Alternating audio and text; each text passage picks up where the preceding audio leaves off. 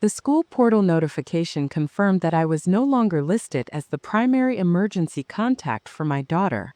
A consent update had been processed under my account. His name appeared first, mine second.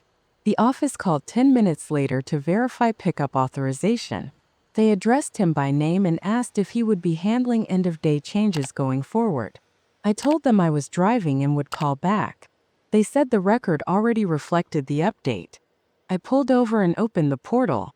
The changelog showed a single action timestamped with my email attached to it. There was no option to undo it, only a note that revisions required administrator approval once the school day began. Evan texted before I could call him. He said he'd handled the form because the nurse needed clarity after last week's drill. He said the system locked entries during class hours, and that he'd used my login because his hadn't been activated yet. He added that it was temporary, just to prevent confusion if something happened. We had been seeing each other for 4 months. He was younger, patient, and unguarded in a way that felt earned rather than rehearsed. He didn't rush anything. He learned my routines by watching, not asking. When my daughter forgot her lunch twice in 1 week, he drove it to school without making it an event. That afternoon, he met me outside the building with a printed copy of the consent page. He'd highlighted the sections about emergency response order. He said schools preferred one clear contact. He said it reduced delays. He didn't mention my name being second. I noticed it anyway. Inside, the receptionist greeted him and thanked him for being responsive. She said it helped when families streamlined communication. She asked if he'd like to be added to the weekly updates. He nodded. I stood beside him and signed where they pointed. Over the next few days, the change settled into place. Notices came through him first. He forwarded the important ones, summarized the rest. He reminded me about picture day and early dismissal. He kept the fridge calendar updated without asking where anything went. He started picking her up on the days I worked late. He learned the dismissal code and the teacher's name. When the office called to confirm, they didn't ask for me. They asked if he was on his way. At home, he cooked while she did homework at the table. He checked spelling lists and corrected gently. When she asked who would sign the field trip form, he said he could if I was busy. He looked at me when he said it, as if waiting for confirmation. I nodded. It made sense. He was already there. One evening, he mentioned the school preferred one clear file for health notes. He said it would stop the constant calls and mixed messages. He said it didn't remove me. He said it just made things smoother. The form came through my email later that night. It was short. I signed it on my phone while he loaded the dishwasher.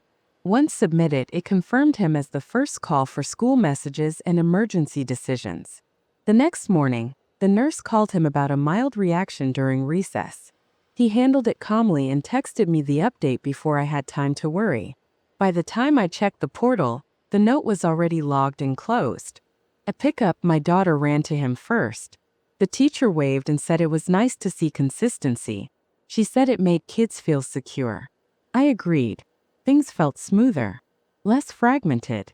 The system worked better when someone was clearly responsible. That night, I realized the school had stopped copying me on routine messages.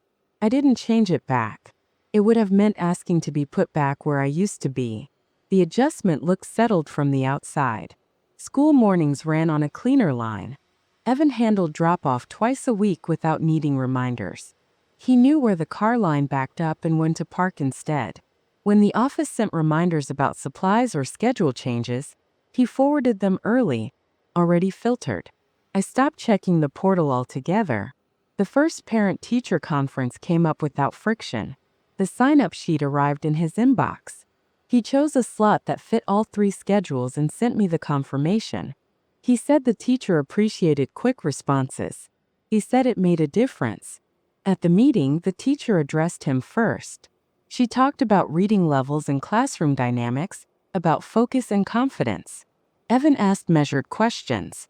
He took notes. When she asked if we had concerns, he glanced at me before answering, as if inviting correction. I didn't have any. Afterward, he suggested ice cream as a reward for sitting through it. My daughter held his hand crossing the street. He matched his steps to hers without thinking about it. A week later, the school announced changes to aftercare enrollment. Priority would go to families with a designated primary contact to streamline emergency coverage. Evan mentioned it over dinner. He said it was common when staffing shifted. He said it would be easier if he handled the enrollment since his work hours were more flexible. I agreed. He filled out the form while I cleared the table. He asked me to check one box, medical consent for off-site activities. I skimmed it and tapped yes. The confirmation email came back addressed to him. He started handling the payments too. He said the billing portal was easier if one person tracked it. He showed me the receipt the first time, then stopped. It wasn't a lot. It balanced out against what I would have paid anyway. Our evenings settled into a pattern. Homework at the table. Dinner together. Evan stayed later, sometimes overnight. He fixed her nightlight without being asked. He remembered the name of her stuffed rabbit. When she woke up crying one night, he got there before I did. He fixed a loose hinge on my daughter's door and replaced the batteries in her nightlight. When she asked if he would be there for the school play, he said yes without looking at me. I nodded again. The nurse called one afternoon about a mild fever. Evan picked her up and brought her home. He set her up on the couch with a blanket and texted me the details. By the time I got there, the situation was already handled. The note was logged. The absence excused. That weekend, he suggested adding himself as an authorized signer on school-related documents so there wouldn't be delays if I was unreachable. He framed it as a safeguard. He said it didn't remove me. It just added redundancy. The form arrived Sunday night.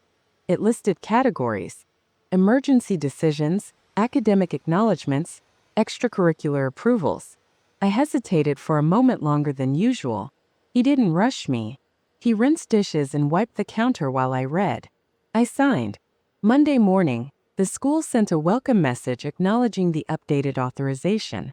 It thanked us for ensuring continuity of care. It confirmed that communications would route through the primary contact for efficiency. The message didn't include my email. I noticed it, then closed it. The week was busy. Nothing required correction.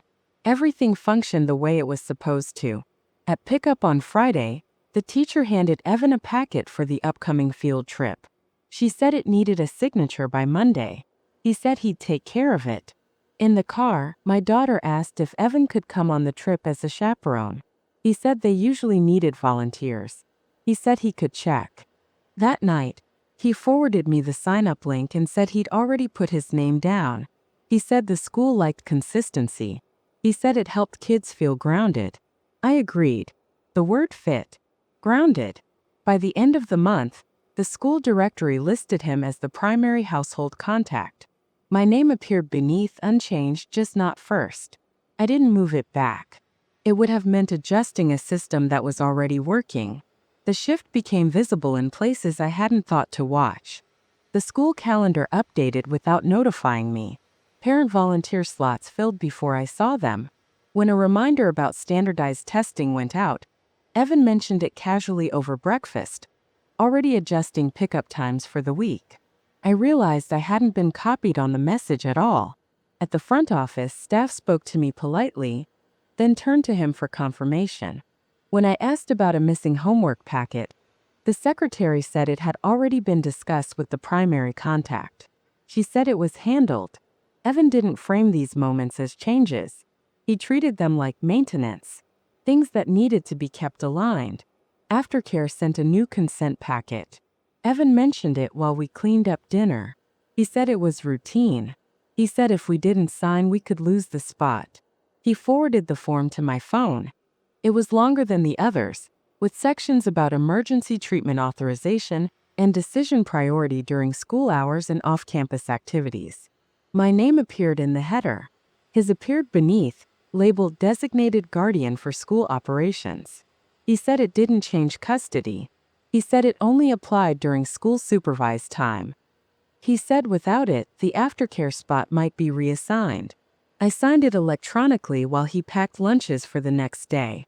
Once it was submitted, the confirmation page stated that changes couldn't be made during the current enrollment cycle. After that, the flow changed. The nurse stopped calling me. Evan handled updates and passed them along after the fact. Permission slips were signed and returned before I saw them. When a substitute teacher misfiled dismissal lists one afternoon, Evan resolved it before I arrived, my daughter already waiting with him at the curb. He began attending school events without checking first. Curriculum night. A fundraiser meeting. He brought home flyers and summarized decisions. When I asked why I hadn't been included, he said attendance was optional and that he'd taken notes. He stayed over less. His time with us compressed into functional windows: pickup, dinner, logistics. When I suggested a weekend away, he said the school calendar was dense and that consistency mattered right now. The first glitch came quietly. I logged into the portal to update an emergency contact and found the option grayed out. A note at the bottom said changes were restricted under Consolidated Guardian status. It directed inquiries to the primary account holder. I didn't message Evan immediately. I waited. 2 days later, the school sent a notice about an upcoming off-campus activity requiring transportation coordination. The email went to him. I saw it forwarded, already confirmed. That afternoon, my daughter mentioned that Evan had met with the counselor about schedule adjustments for next year. She said they talked about stability. She said he knew her teacher's concerns. I asked when that meeting happened. She said during lunch last week. I texted Evan. He replied that the counselor had availability and that it was better not to postpone planning. He said it was nothing to worry about. The next notice was addressed to parent/guardian of record. It outlined upcoming enrollment steps and referenced the consolidated consent on file. It included a checklist, already partially completed. I scrolled to the signature section. His name was there. Mine wasn't required. That night he didn't stay. He said he'd pick her up in the morning. In bed, I opened the confirmation email from the guardian consent again. The line about revisions stood out. It didn't sound dramatic. It sounded administrative. The system had adjusted. Roles were clear. Decisions moved without waiting. By the end of the week, the school directory reflected the update. He was listed as primary guardian for daily operations. I was listed as secondary. No one asked me if that was acceptable. My daughter started saying, Evan already told them. It had already been decided. The effects showed up in ordinary places. One afternoon I arrived for pickup and found my daughter sitting on the bench inside, her backpack at her feet. The office told me dismissal had been delayed because the primary guardian hadn't confirmed a change in pickup time. They let her go when Evan answered his phone. He waved to me through the glass and mouthed that it was sorted. In the car, he said the school was tightening things. He said it was safer this way. His voice was calm, clipped, efficient. Forms started closing before I saw them. A notice about an optional counseling follow-up appeared already marked declined. A fundraiser opt-in showed as confirmed. I asked him about it. He said it was easier if one person handled everything. He said going back and forth created problems. At home, his presence shifted. He still showed up when something needed handling, but the unstructured time disappeared. No lingering dinners. No slow mornings. He arrived with a purpose and left once it was fulfilled. When I tried to update my contact information at the front office after changing phones, the clerk told me changes had to go through the primary guardian. She offered to email Evan the request. I said I would handle it. She smiled and said of course, then sent the email anyway. A new aftercare invoice arrived addressed to him. The payment posted the same day. I didn't see the amount until the statement summary came through later, bundled with other charges. It wasn't incorrect. It was simply out of my view. The counselor called one evening. She left a message thanking Evan for meeting again and confirming the recommendation to keep next year's schedule stable.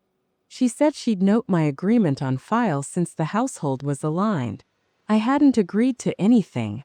When I asked Evan about the schedule, he said planning ahead reduced stress. He said last-minute changes were harder on kids. He said it was already documented and that reopening it might raise concerns. His tone had cooled. Still polite. Still measured. Less relational. More procedural. The first real restriction came quietly. I arrived early one morning to drop off lunch after my daughter forgot it.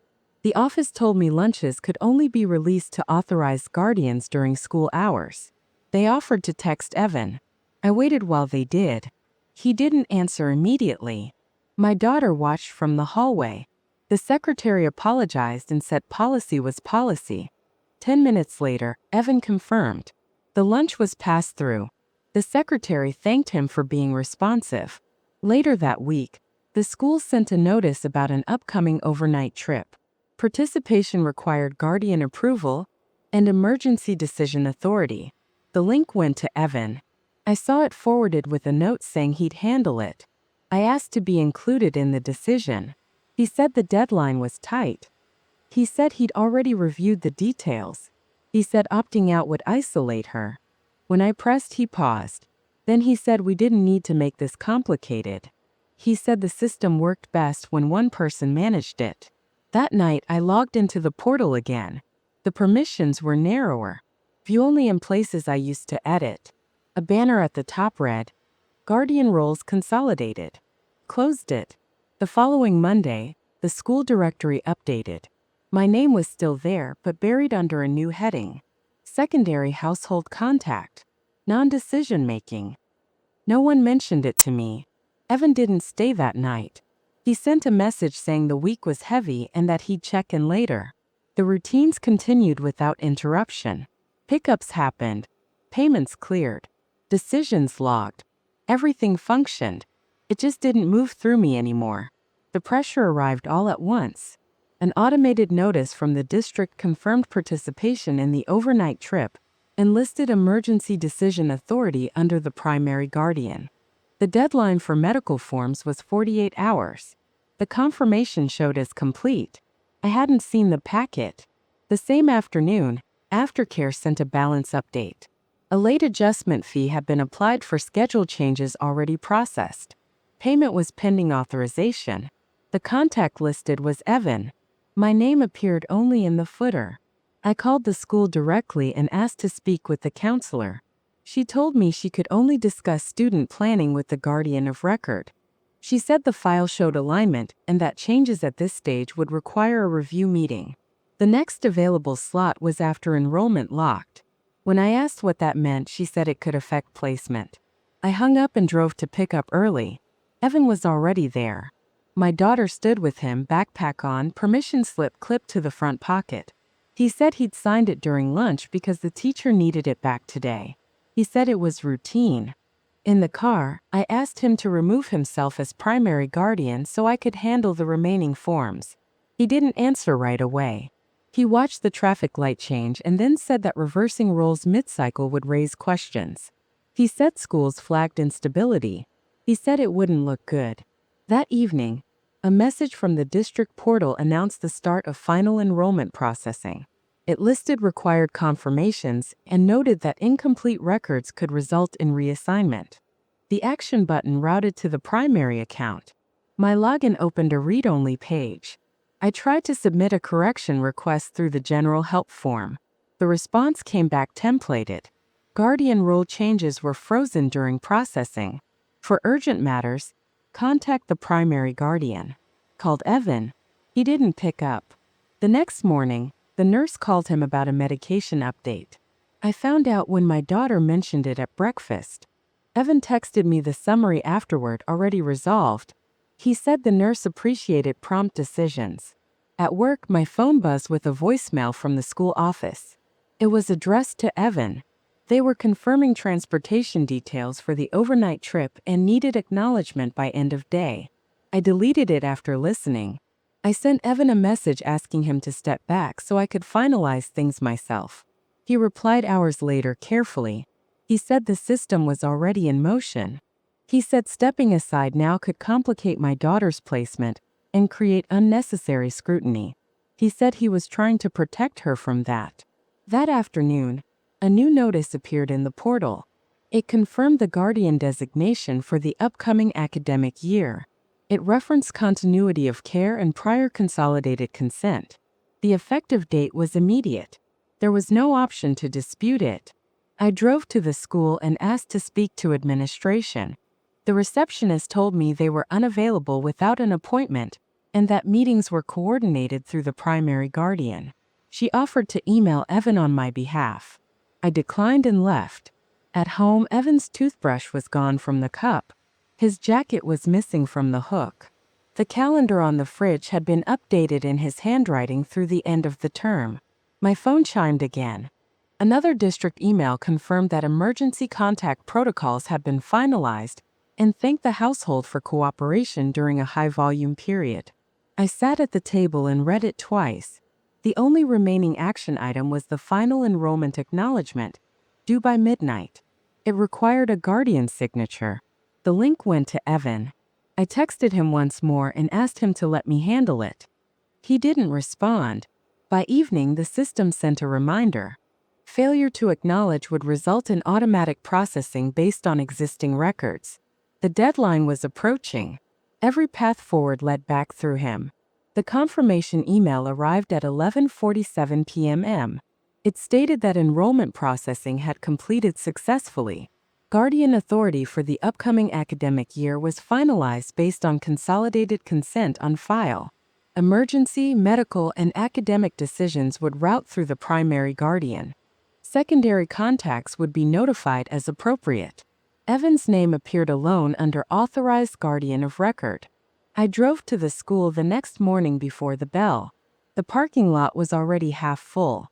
I walked into the office and said I needed to speak to someone about a correction. The receptionist pulled up the file, glanced at the screen, and asked if Evan was joining the call. I said no. She told me changes couldn't be made without the guardian of record present. She said it was a district rule. She said she could note my concern. I asked to pick my daughter up early. The receptionist checked the list and shook her head. She said early release required guardian approval. She offered to text Evan. I waited while she did. 10 minutes passed. My daughter sat in the hallway, backpack on, watching the door. When Evan replied, the receptionist smiled and said it was approved for end-of-day pickup only. She handed my daughter back to the aide. I stood there until the bell rang. At dismissal, Evan arrived. He signed something the teacher held out. My daughter ran to him. He nodded at me, polite, distant, and guided her toward the door. I followed them outside. He stopped by the car and said the enrollment acknowledgement had processed automatically overnight. He said the district didn't allow mid-cycle reversals. He said it was better this way. He said stability mattered. I asked him to step aside so I could take her home. He said he couldn't. He said the school had made it clear. He said pushing against it would only escalate things. He opened the car door. My daughter climbed in without hesitation. I drove to the aftercare office to retrieve my daughter's spare jacket. They handed it to me without comment. The cubby already had a new name taped over the old one. That evening, Evan sent one final message. He said the situation had become too sensitive. He said continuing contact would confuse things. He said this was the cleanest resolution. There was no argument, no explanation. The next morning, the school app logged me out. When I tried to reset it, the screen displayed a single line. Access restricted. Contact your guardian administrator. I stood in the kitchen and folded the jacket I'd picked up the night before. It still smelled like her shampoo. I placed it in the drawer beneath her bed. At pickup time, I drove past the school and kept going.